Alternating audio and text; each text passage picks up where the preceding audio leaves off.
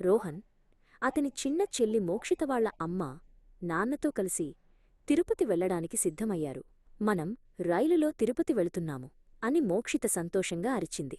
అందరూ తమ ప్రయాణానికి అవసరమైన సామాను సర్దుకుని రైల్వే స్టేషన్కు బయల్దేరారు. రైలు విశాఖపట్నం నుండి తిరుపతివైపు వేగంగా వెళ్తోంది. దారిలో నాన్నవారికి వెంకటేశ్వరస్వామి కథలు చెప్పడం ప్రారంభించాడు. తిరుమల కొండలు చాలా పవిత్రమైనవి, అక్కడ స్వామివారు స్వయంగా వెలిశారు అని ఆయన చెప్పాడు. రోహన్, మోక్షిత రైలు కిటికీలోంచి పచ్చని పొలాలు, చిన్న చిన్న గ్రామాలు, నదులు చూస్తూ ఆనందించారు. అదిగో పెద్ద నది అని రోహన్ చూపించాడు. అక్కడ పక్షులు ఎగురుతున్నాయి అని మోక్షిత కేరింతలు కొట్టింది. ప్రయాణం ముగించుకునివారు తిరుపతి రైల్వే స్టేషన్ చేరుకున్నారు.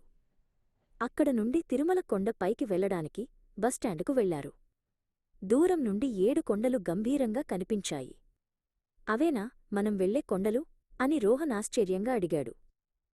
బస్సు ఘాట్ రోడ్డులో మెలికలు తిరుగుతూ పైకి వెళ్లడం మొదలుపెట్టింది.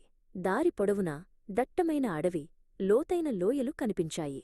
జాగ్రత్తగా పట్టుకోండి అని అమ్మ చెప్పింది. అప్పుడప్పుడు జింకలు, కోతులు కూడా కనిపించాయి. తిరుమల చేరుకున్నాక వారు తమ గదికి వెళ్లి స్నానం చేసి దర్శనానికి సిద్ధమయ్యారు. ఆలయ ప్రాంగణంలోకి అడుగుపెట్టగానే గోవిందా గోవిందా అనే భక్తుల నామస్మరణలతో వాతావరణం భక్తిమయంగా మారింది. గర్భగుడిలో రోహన్, మోక్షిత వెంకటేశ్వరస్వామివారి దివ్యమంగళ స్వరూపాన్ని చూశారు. వారు కళ్ళు మూసుకుని ప్రార్థించారు. మా అందరినీ చల్లగా చూడు స్వామి అని అమ్మ మనసులో అనుకుంది. పూజారివారికి తీర్థం, సెటారి ఇచ్చారు.